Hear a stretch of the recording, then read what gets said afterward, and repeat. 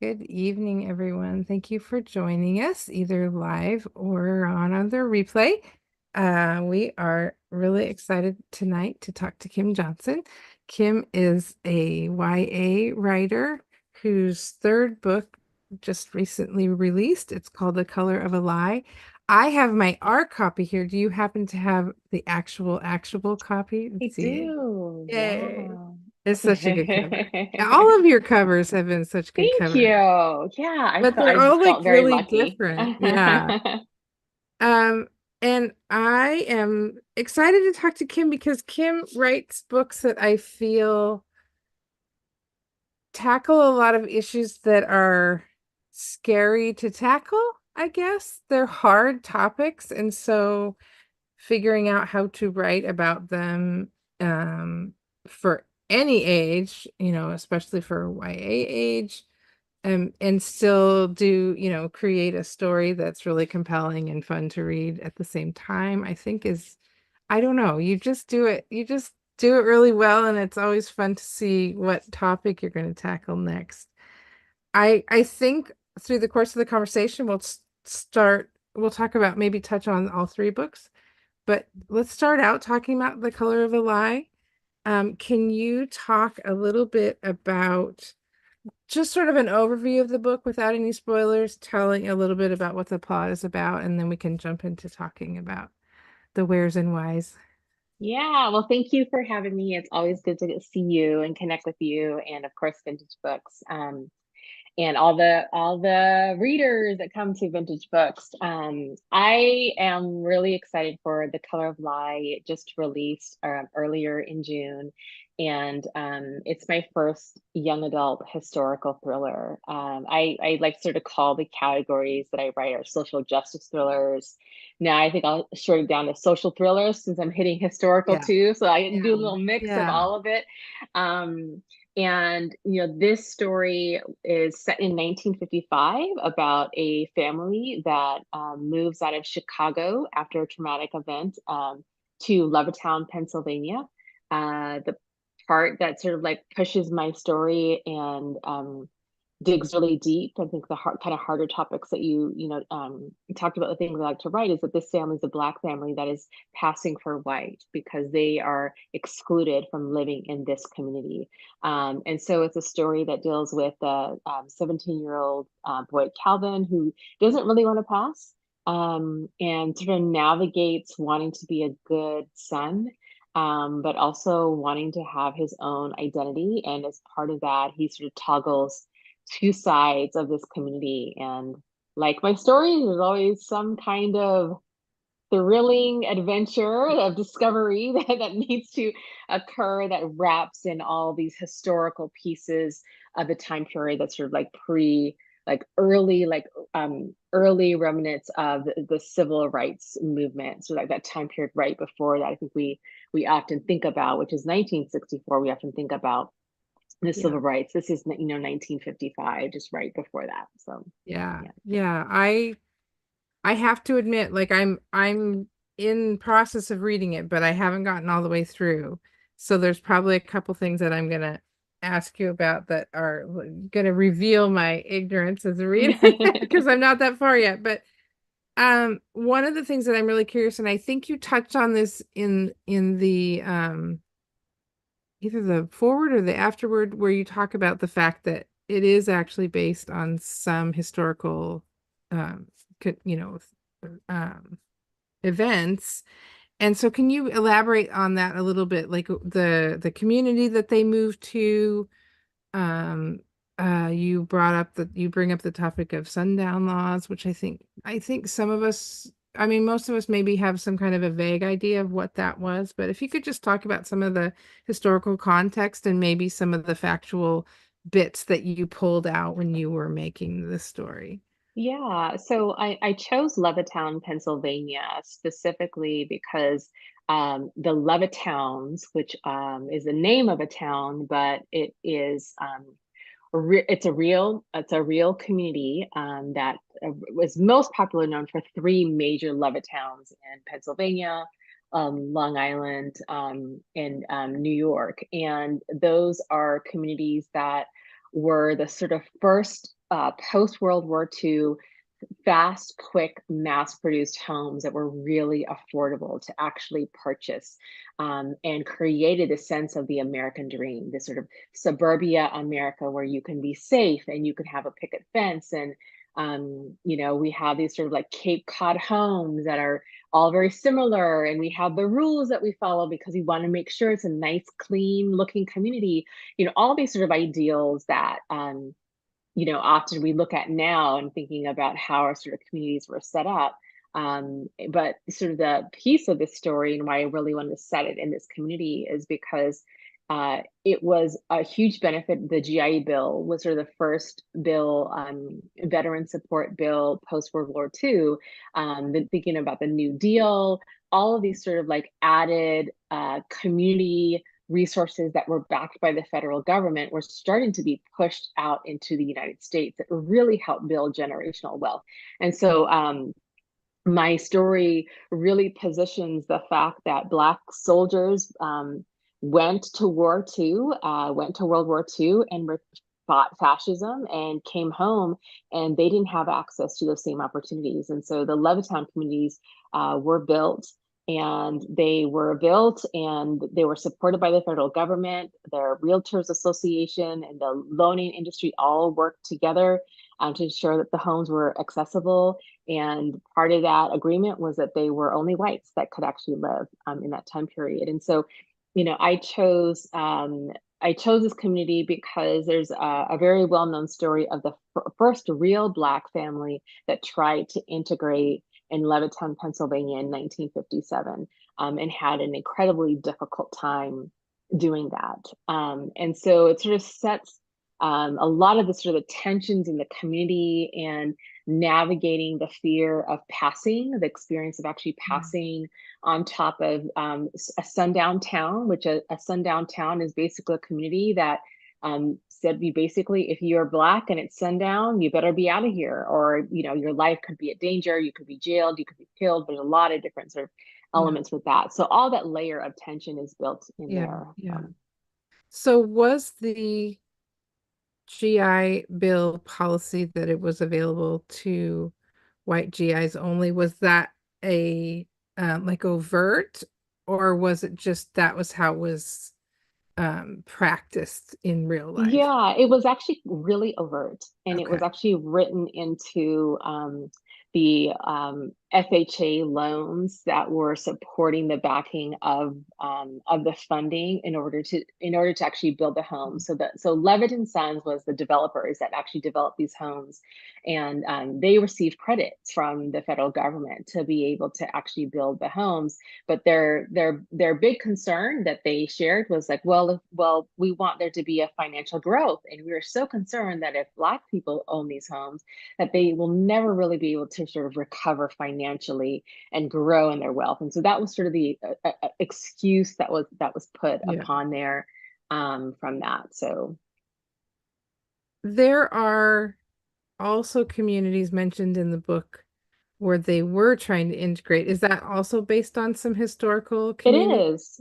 Yeah. Yeah. So I referenced throughout my book a community that's called Concord Park, and which is an actual community that was just about the same amount of miles away that I wrote my book, that these two communities were 11 miles away. And they were two developers that had very different perspectives.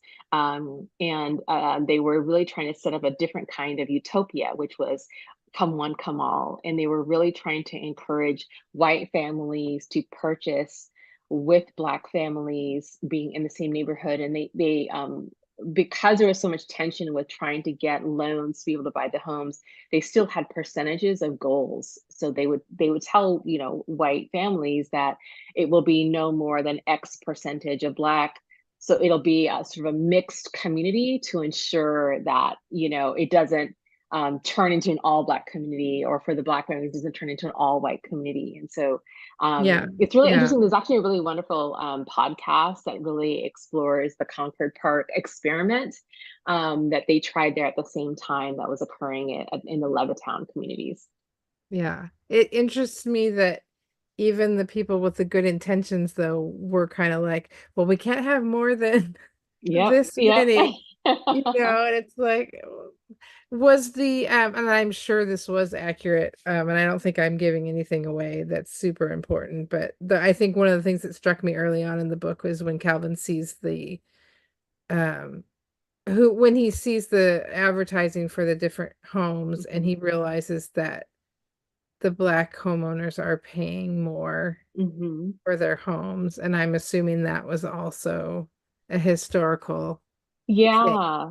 Yeah, Yeah. so that was a really accurate piece where the homes and that in that time period, you could buy a three-bedroom, two bath Cape Cod home for anywhere between $10,000 and $12,000. Wouldn't that be nice? Yeah, I know. I can't even buy a car for that Oh my anymore. God, I know. Um, and for a black family, they were really more leaning towards 14 and fifteen Yeah. thousand Yeah. dollars in the sort of it's the same model Yeah. of the type Yeah. of home, but in very different kinds of communities and not as much access to be able to actually get those those federal back Yeah. loans.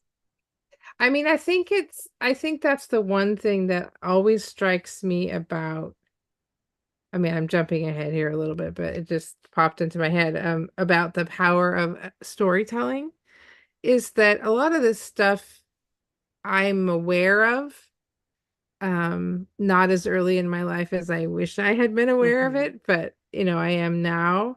But I think that it hits home differently when you have a story world that you're immersed in, and it's a real person that's like dealing with the ramifications of this. So I think it always hits me differently when it's a story, which I think is um an interesting thing that stories can do for us that maybe a Yeah. newspaper article or a nonfiction book doesn't Yeah, always. and I mean, I think that that's reading builds so much empathy, and one of the big challenges with where we see all these book bans and other kinds of things that are occurring is because of the risk of I think that empathy building, Yeah. of Yeah. actually understanding other people's experiences, and Yeah. it just makes it more real. I think even now, we see all kinds of things happening in the country, in our communities all over the world, and when it's on the news, after a while, you start to get used to it. Yeah. Yeah. But then when you dig really deep and hear the stories and the experiences of the people, then they become real. I think that's the same way with storytelling Yeah. is you sort of like connect with them in a very different way and realize the implications that are there. Yeah. I think that's one thing that I find really fascinating about the whole book banning idea is that at some level there has to be a recognition that these books are building empathy Hmm. and that you don't want that to happen, which Yeah. is depressing. Yeah. But I mean, it's like, why else would you worry about that? You know what I mean? It's like, give it Yeah. a book, it'll be fine. And it's like, no, there has to be a recognition that somebody's gonna see that people are people and Yeah. Yeah. yeah, And it's so funny because it's the generation that it's coming from. I think it's pushing more the like 40 and above. I'll just get that like yeah, yeah, really large yeah, scale. And all of us were the generation of we actually didn't have really young yes, adult works. Like there yes, were, but yeah, we really no, didn't for have that. So sure. we were reading all kinds of stuff that we Yes. should have Yeah, never been reading. I mean, never. That's sort of an exaggeration, but I think it's been a really interesting. yeah, I'd love to look at what books those same folks who were trying to ban books, what they used to read when they were when yeah. they were young. No, I think that's So. a really again, like, like this is what happens when we get together. We can talk about all these kind of things, but I do think about that, especially because I read so much YA now Hmm. that, you know, I think back to what was YA when I was reading. Yeah. And a lot of what was YA when, I mean, we didn't have a word for YA Hmm. really in the 80s. I think kind of that term really. now I'm gonna have to go look up the history of the, YA term, but I feel like it came around more in the late 80s or the 90s because Hmm. a lot of what we read um as like middle teens and young high school was is now shelved in middle grade, which I Yeah. find fascinating. Yeah. Anne of Green Gables and, Hmm. Trixie Belle and Nancy Drew, all that kind of stuff are Hmm. classified as middle grade, even though, the protagonists are a lot older. Yeah. And then I remember in high school, like I was just kind of randomly reading adult novels because there wasn't a whole lot that would Yeah. fit in that. And so it's Exactly. been fun to see that hole get filled, though, Hmm. especially for the older teenagers and Yeah. young college and that kind of thing. I am curious now. Now I'll mention that Kim's first book was called This Is My America, and the second book was called, oh, rats, I'm blanking out. I can see the cover. Invisible Sun. Thank you. I was going to say Innocent Son. I'm like, no, that's not right.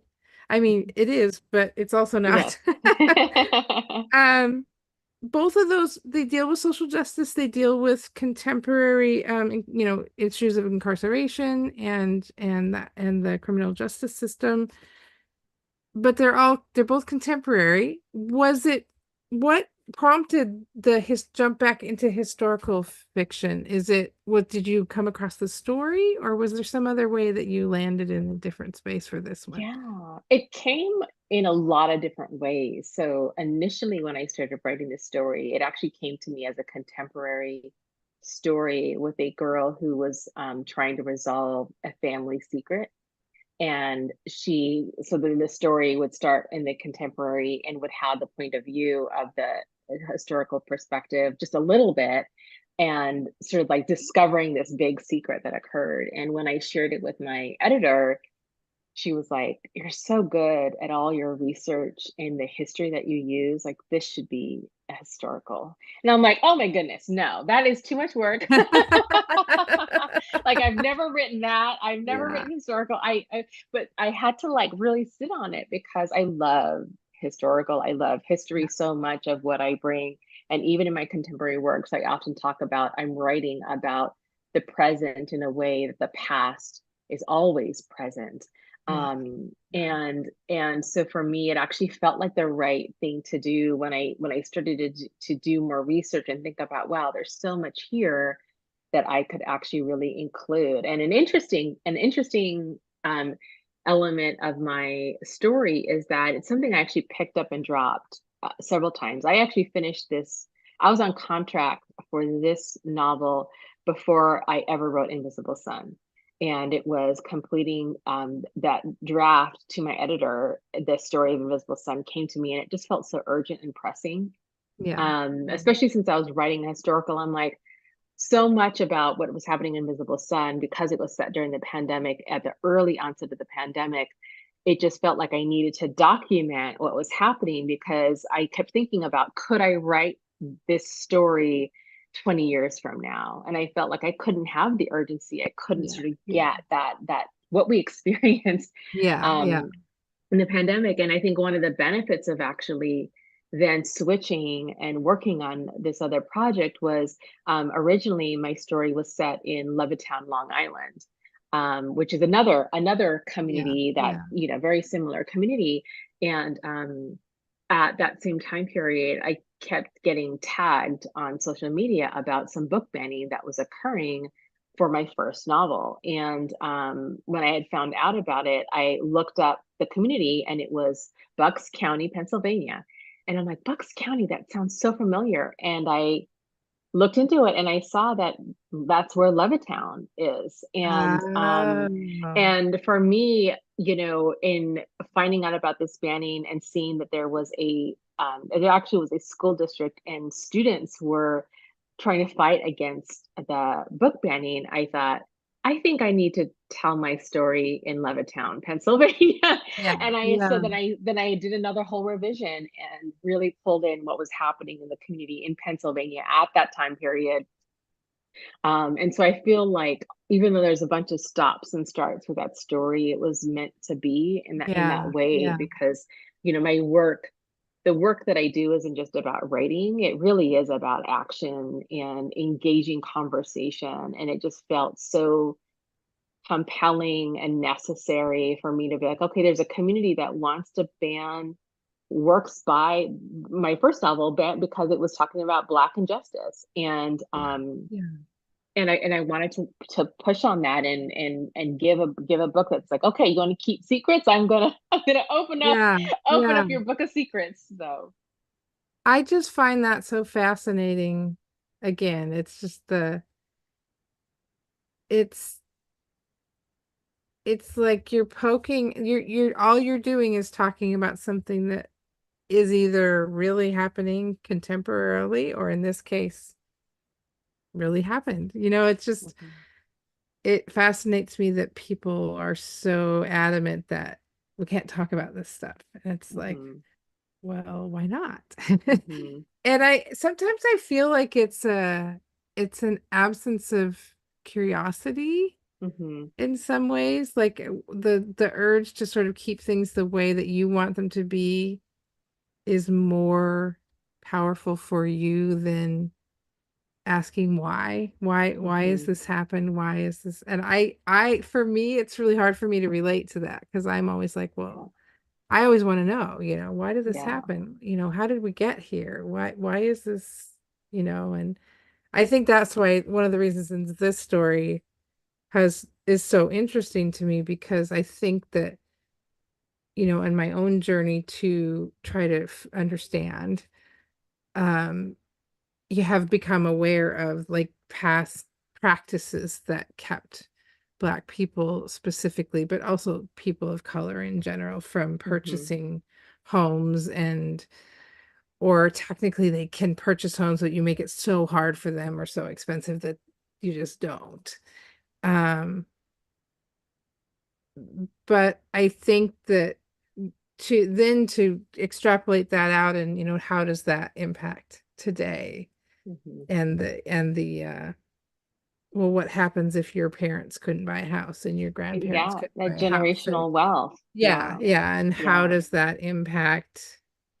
And I think the one thing that I find really curious about that is whenever we talk about wealth, I think people kind of, well, I'm not wealthy.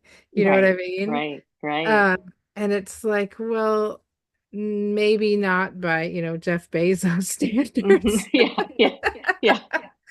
We're But not by the saying one standards percenters. of, like the rest of the world, like Hmm. many people in the US are exorbitantly wealthy. We have a house, we have running water, we have all these things.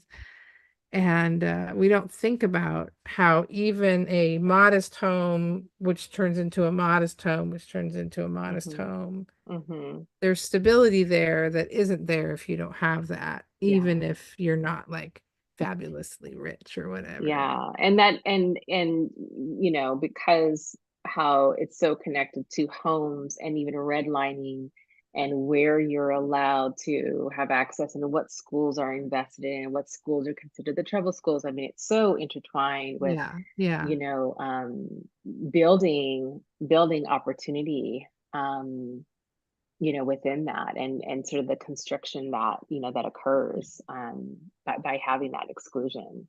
yeah. All the fingers that reach out from that of what kind of, yeah, like you said, what kind of schools do people act in? What kind of resources did those schools have? What advantages do students have or not have? And, Hmm. what kind of resources are even in the community? What kind of stores come in? What kind of, Yeah, yeah. a dance studio or a bookstore or a Hmm. library or Hmm. whatever, that all these things that sort of support this community of kids getting all these educational opportunities or gymnastics or whatever the Hmm. things are that sort of build out and look good in a college application or whatever, and if you don't Hmm. have those things then you're at a disadvantage, and Yeah. we don't, so much of that we don't even really think about. We think, Hmm. well, I'm not, we didn't ever do anything like, our town didn't Yeah. do anything like that. And it's like, well, yeah, but where are the grocery stores and where are Hmm. the opportunities? And Where Yeah. are And they it's not? those, And yeah, and it's those quiet voices because again, I think it's um books and what I try to do in my work is just to amplify or put a flashlight on maybe some experiences that people, if they really reflect and think, if they're not sort of connected to the experiences of the people that I write about in my story, they start to think about it like, oh, actually, I never even thought the fact that we never had any Black teachers at my school and I had one Black student in my class. And I never thought about what that experience was like. Or I know, wow, I never really thought, because I was always nice to this person, but I never thought about what it might have been like for their family to, do X, Y, or Z. yeah, And I think, me being an educator and having that background working in higher ed for so long, it is hard for me to be like, why wouldn't you want to learn? Why wouldn't you yeah, want to know yeah, what's yeah, happened in history? And I think one thing that is just so funny is that, with all these different sort of book bannings and sort of trying to control sort of what is provided or what you're allowed to talk about in, say, the DEI space or anything like that. yeah, I get emails from teachers and students in Germany who are studying my first novel, This Is My America, to understand race and justice in America because, I mean, they experienced being a part of some of the most awful, heinous things that have occurred, um, in our world. And the solution to it is to actually learn and um, yeah, pay homage to understanding difference and discrimination and those kinds of things. And I think like, wow, they're doing it. We yeah, yeah. why are I we not learning I think from that's a that? interesting comparison because I think that there has been a recognition in Germany that you have to talk about it. You have Mm-hmm. to, I think there's memorials and stuff that the Mm-hmm. German people have set up to, and I always find it fascinating that for a lot of people who are generally well-meaning, I mean, I think you Mm-hmm. have people who hold very abhorrent views that are right out there in your face. But I think what's harder for me are the people that are like, well, that was in the past. Mm-hmm. I mean, I'm a nice person now. I didn't do anything bad. And I think that there were echoes of that even in my own journey of, Yeah. like not so much not being able to recognize that there were impacts. For me, it was just more of a not like fully registering Mm-hmm. how those legacies are still impacting Yeah. today. But yeah, I think that it's interesting that we don't fully, I think we don't fully register what happens when you don't want to acknowledge it. Mm-hmm. And and I think one of the most dangerous parts of that is then things can be repeated because you haven't talked about it and you haven't worked through it and you haven't said, oh, well, maybe we should do that Yeah. again. So, Yeah. yeah. Yeah. I'm curious, in your research for this book, did you run across accounts of people who did move into these communities and as white passing people who were trying to stay under the radar, or was that something that you mostly just created for the story? Yeah, not specifically for the Levittown community, but there's definitely a long history of passing communities, and there's lots of memoirs and it's so there's lots of stories and research and history around passing and the concept of passing. Yeah. Oftentimes they are people who have made that decision on their own as an adult, and they sort of cut off themselves from their family and didn't have any ties. And I never really read anything from the perspective of someone who didn't want to do it. And so that was sort of the angle that I took with the story, with the son not wanting to be the Yeah. one to Yeah. do it. And there's, more and more histories as people take ancestry DNA and look into their DNA and realize that there's been some Yeah. interesting memoirs. There's a recent one, I can't recall the name of it, but a memoir of someone who found out that their father had been passing and they had no idea. And so I use that as a concept to sort of like Yeah. merge that um interesting aspect. Yeah. Did you, I should, I'm trying to figure out how to add, because like I said, I'm not like all the way through the book. And I'm like, okay, no, I won't ask that question because that'll give something away Yeah, yeah, that no readers should, spoilers, no I'll spoilers. have to text you later or Yeah, something. yeah, So I get a little bit further. Never mind, scratch that. Pretend that didn't happen. yeah. Editor, you can edit that out. But did you, there are, okay, let me rephrase the question.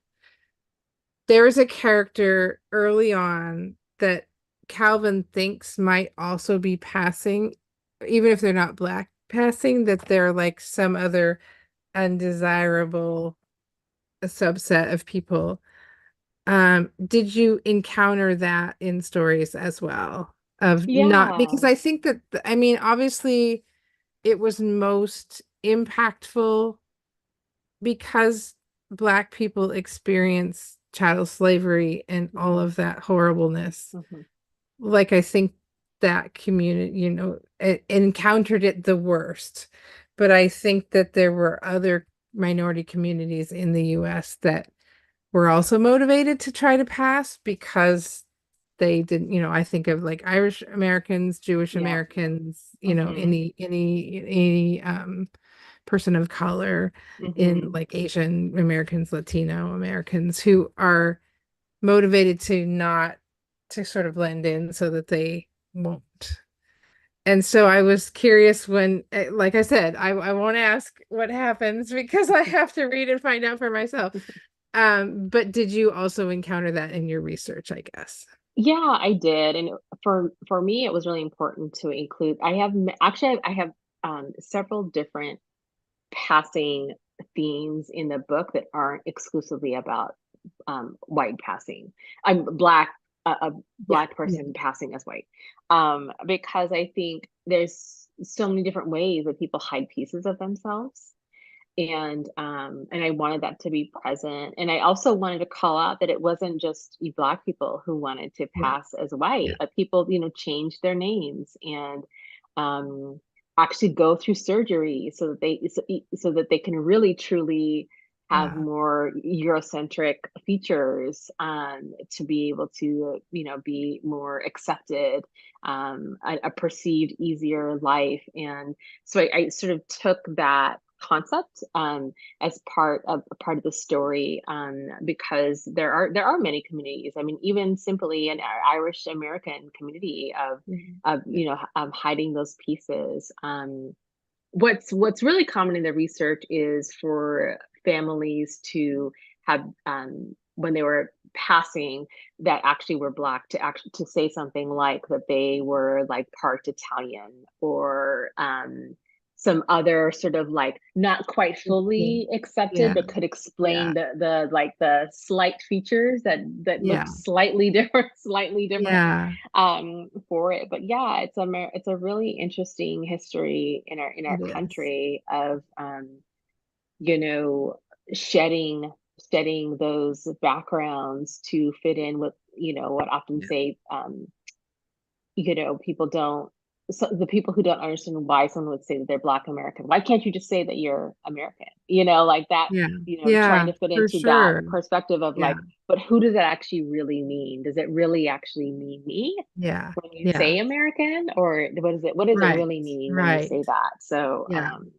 yeah. No, I find that I think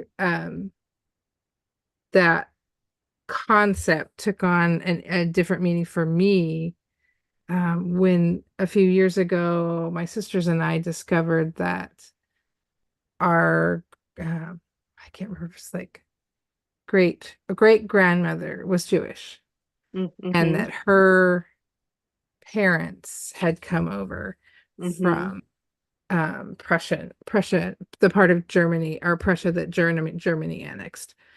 And we had no idea. Yeah. Yeah. And that whole sort of mental process of how is that possible? How could you get, only a couple generations removed? My dad had no idea. So this was Hmm. like his grandmother, and he had no idea. And how do you have someone that's that closely related to you who has this heritage in their background and you don't know? And Yeah. it's like Yeah. the reality of the fact that this person they were passing because Hmm. being Jewish was negative and you Hmm. didn't want anybody to know that. And yeah, it's an interesting spotlight on, I think, piece of America where we're always so Yeah. proud of ourselves because we're like, look at us, we're so great. Look how great we are at bringing all kinds of people together and all the thing. And it's like, no, we're really kind of not. I mean, the whole idea of a melting pot is probably an accurate term in the sense that we sort of wanted everybody to become this, certain ideal look of people, and anybody who doesn't have that is not quite as you didn't melt enough. Yeah. Yeah. And It is such an interesting thing about our history because we are such a young country. yeah, And I don't really think that you'd see that in other countries. Other countries have, people have a really strong history of their fourth and fifth great grandparent. Like they know where they're yeah, coming yeah, from or where they're, and there's such pride and understanding of language and all these other things. And it's like this reset button or something that yeah, yeah, happens here in the US. yeah, It's really interesting. And then of course, obviously the communities like when you think about enslaved and chattel yeah, slavery of not actually being not able to knowing, really yeah, yeah, to have that. So yeah, yeah. it's a fascinating phenomenon here in the US that we should study and learn about. Yes. Yes. No, and see, for me, it's like the more, like, I want to know more about that. You know what I mean? I Mhm. think it's hard. I mean, because horrible things happened to people, and I would, we wish that they wouldn't have happened, but it's also really fascinating. And it's also, Yeah. it's like, it's not a bad thing to understand, what happened. And it always makes me sad when people just want to kind of close the door on it and not. It's either too hard or it goes against our little perfect vision of how we Hmm. are, and it's kind of like, yeah, let's not do that anymore. Yeah. What draws you personally to the social justice issues that you write about? Yeah, I've always been stirred at a really young age, just about the concept of what's right and wrong, and people who I felt were having experiences that weren't fair. Like that sense of fairness came to me Yeah. really early, and I think part of that, I'm a Pacific Northwestern person. I grew up in Mm. Oregon.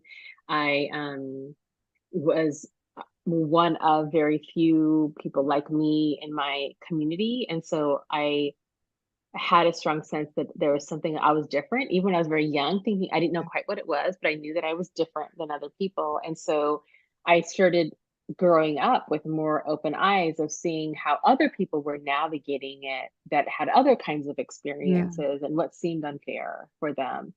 And that really started my journey of as a young person being involved in diversity organizations and talking about educating Yeah. yourselves and understanding cultures and equal rights and all that kind of stuff. And so so as I got older and working in higher ed, access to education became sort of my calling in a Yeah. lot of ways of pushing that access. And I think I stumbled upon writing as just a kind of fun hobby to do, and pulled all the things that I was passionate about, and see it as another way to have a call to action in a Yeah. different kind Yeah. of a different kind of way.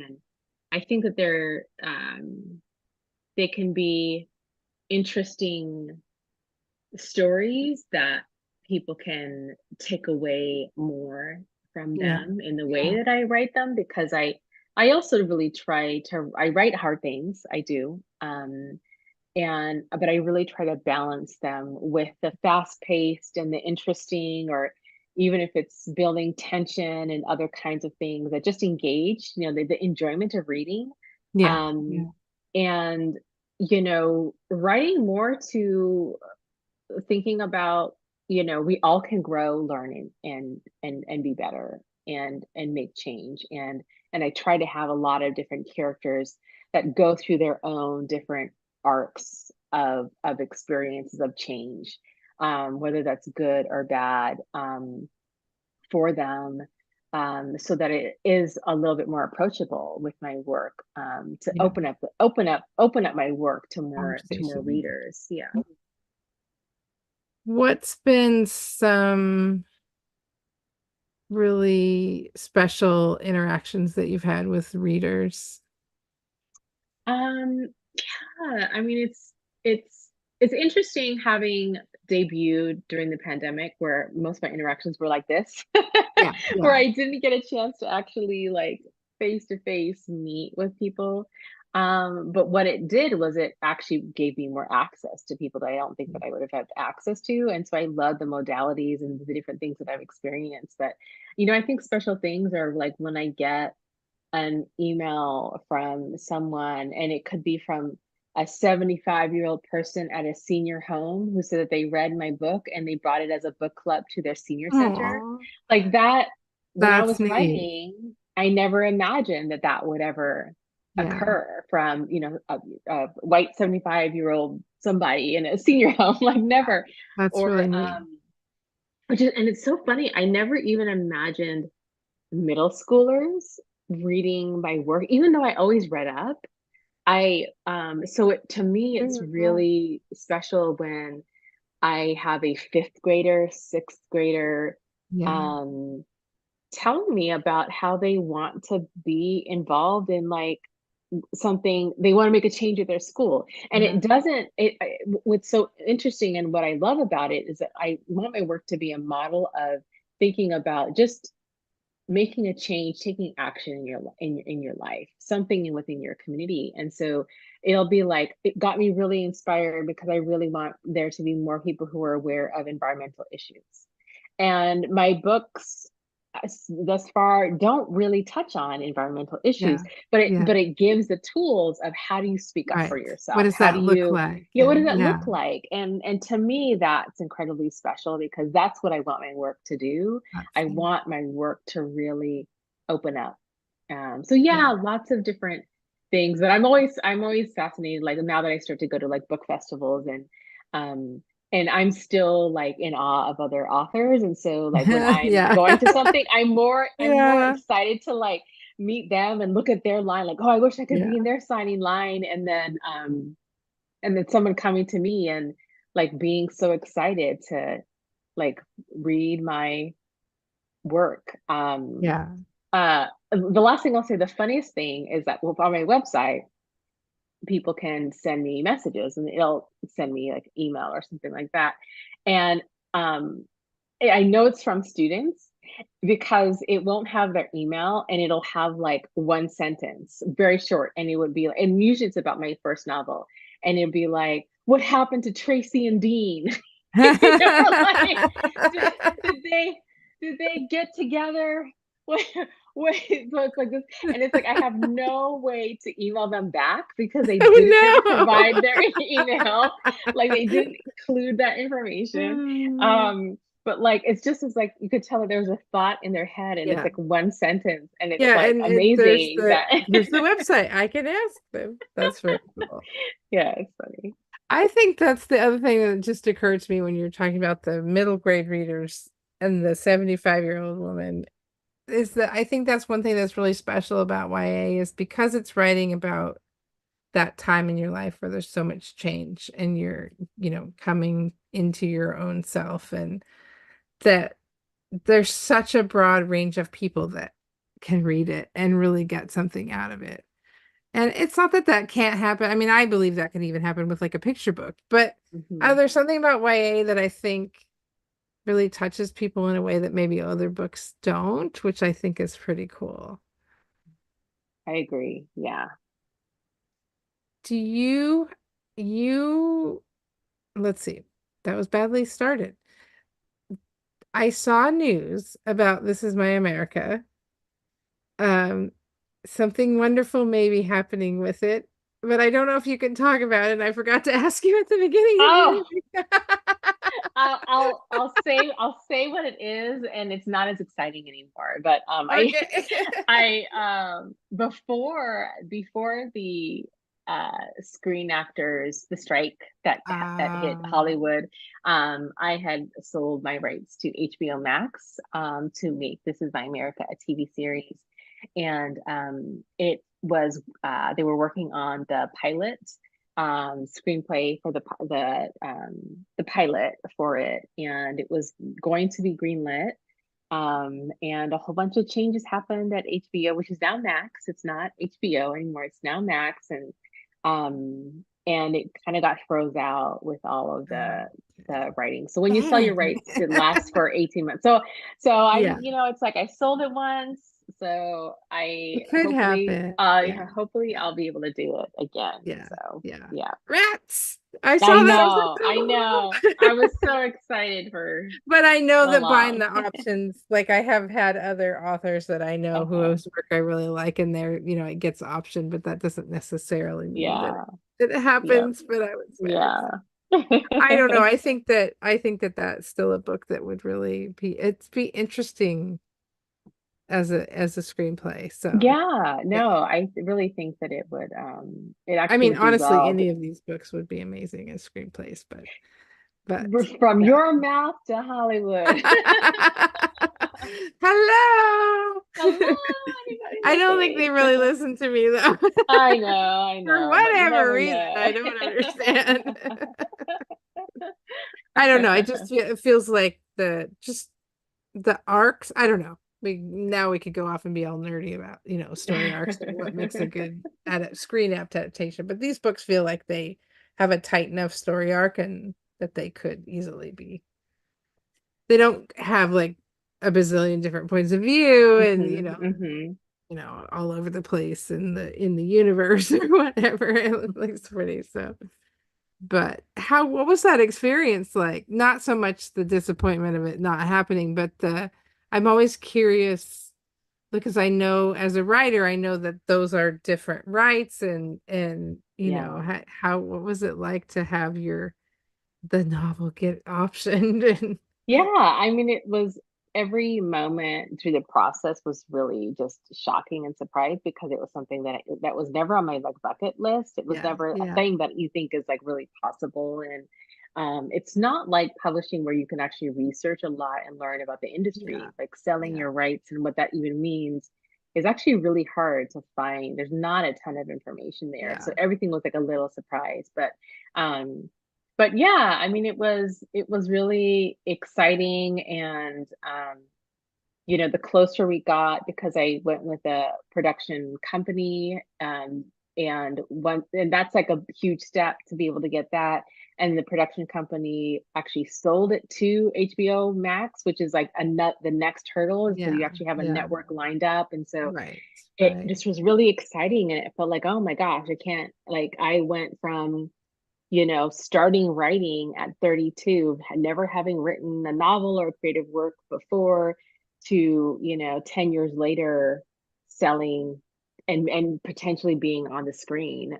Yeah, It yeah, was pretty amazing. So even though, it kind of closed out, it's still a rare thing. And I feel yeah, really special yeah, that I can say that I had that yeah. experience, and people were Well, interested enough to like hopefully, do it. hopefully somebody else will go. Yay. Yeah, Let's yeah, do this. I do hope so because I do Yeah. think that it would be And honestly, not just because of the stars in their eyes, Hollywood type stuff, but more just because I think it would be nice to have an even wider audience for the yeah, yeah, the reach conversations for it. and the Yeah. you know, And there so was, I think it's interesting because I think that there was a time that there was a time a few years ago that there was hunger for really wanting to, I think, lean into stories that I wrote, yeah, especially with This Is yeah. My America. And I think just if things are in kind of a weird state, but we Yeah. go in Yeah. cycles in this We do. country. We do. We absolutely do. So Yeah. so maybe the next cycle of Yeah. so Yeah. Well, I'm excited for you that it happened, even though it didn't quite work out the way I was hoping it would. What are you reading these days? oh gosh. I'm listening to a ton of audiobooks right now. I'm actually reading an arc of a debut author. The book's coming out in the fall called When Mimi Went Missing. Um, and it's by a Southeast Asian writer. And I'm trying to think of what I'm reading. I'm just reading so much stuff. I'm Yeah, reading so much yeah. stuff. I can't even pull I what know. I should I I should can have totally I should relate have to my that. list. It's like, I should have my list. Okay, so one book that folks, if you read my work and you're like, I would love to read another story about passing, I would say another young adult book is Mirror Girls by Kelly McWilliams, and she takes another really interesting. Oh, hold that yep, thought. yeah. Ah, sorry, everybody. Do, do, do, do, Yeah, do, do, exactly. do. I realized I didn't have a pen to write this down. You said When Mimi Went Missing was the other When one? Mimi Went Missing, Okay. and Mirror Girls by Kelly McWilliams. And it's a passing story that's like a Southern Gothic. Really, Oh, really beautiful writer, just such a great that writer. sounds interesting. I'm trying to think of what else. Oh, it's so hard. Yeah, That's okay. The I should couple have is them on the good. I side always just here, try to but yeah, list a couple yeah. in the comments so people can Hmm. poke around and see new Yeah. ideas or new Hmm. books to look at. But of course, the first thing you have to read is this one. Yes, And that then is you a need to read must. Invisible Sun. And then you need to read This Was My America. And then you can go read these other books. And then I Invisible love the cover Sun, on that one so much. and The art then is and so then all my beautiful. stuff is everywhere, and That's then okay. This Is My Yay. America. So Awesome. Yay. Well, thank you so much, Kim. I really appreciate it. And thank thank you for you. It's good to everybody see who's you. watching. If you're watching now or you watch the replay, we really appreciate it. We'd love to have you share this with other people. We are taking a break from Vintage Books Live for about 3 weeks. We will be back in July, so look for stuff on that on our Facebook and Instagram page. Yeah, so thanks again for helping us round out the spring season, and I'm looking forward to talking to you about your next book. Yay. Thank you. Good to see you. Thank you, Vintage Book.